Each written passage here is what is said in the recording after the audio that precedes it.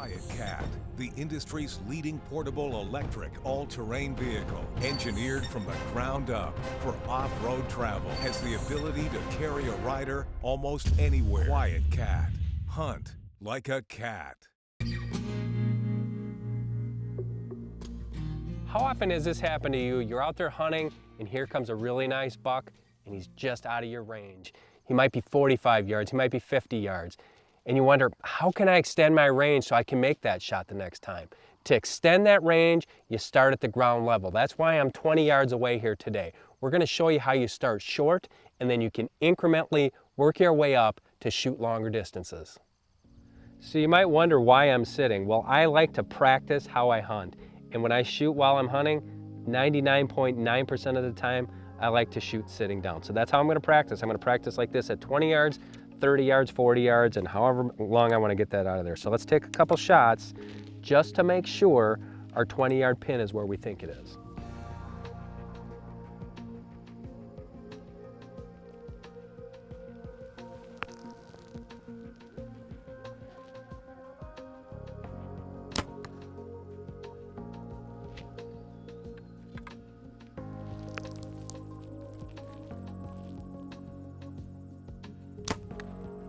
That's right there. Our first pin is all set. Our first pin is going to take us all the way out to 27 yards. Now we're going to start at that distance and see how far our second pin is going to take us. Let's get to work. Okay, now we're at 30 yards. Normally what I'm going to do is when I find that breaking point for the first pin, I'm going to go in 3-yard increments. Just for me, that works for me because of my low draw weight. So I'm going to go from 27, now I'm going to go to 30 with my second pin. And then I'm going to go to 33, 36. I'm going to start doing that until I see that arrow start dropping. Once that arrow starts dropping and I know it's dropping from the distance and not me flinching or whatever, then I know then it's time to go to my third pin. But we're going to dial that in and see how far it gets us.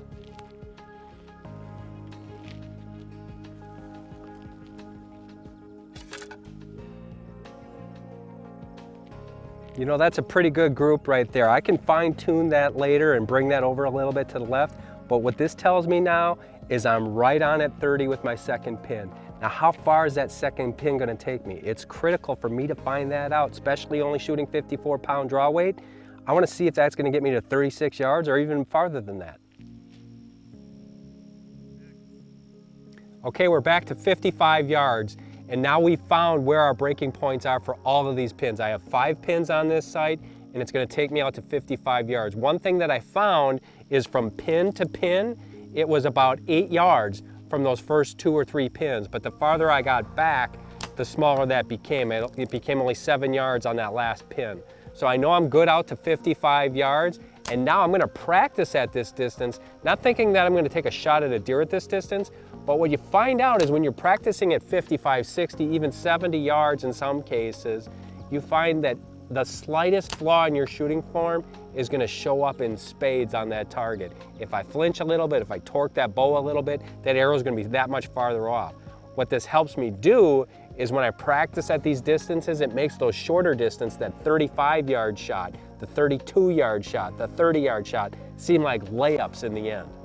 When fine-tuning these pins, it's really helpful to have a nice target with several different faces on it. I'm going to flip the block around. Look at this. I've got all sorts of aiming points, but the nice thing is I have some nice lines of circles here. So I'm going to aim at one circle at the various pins and then see exactly how far that arrow is dropping at the various distances. Okay, it took a little bit of work, but we got all of our pins lined up. This is what it's going to look like when you have yours all dialed in. 27 yards, my first pin, down to 34 yards for my second pin. 42 yards was this shot, and all the way down to 50 yards for that final shot. Now, when you're making those longer shots, today is a relatively calm day. If you're shooting in wind, that's going to have a lot to do here. Also, it's going to have a lot to do with your shooting form. You can't torque the bow, you can't grip the bow. All those little minor things that you can get away with on these shorter shots, you're not going to get away with on those longer shots. That's why you practice the longer distance, to really hone your shooting skills. With our pins dialed in, let's throw a Glendale buck out there and see if I can make the shot that counts. 42 yards, third pin.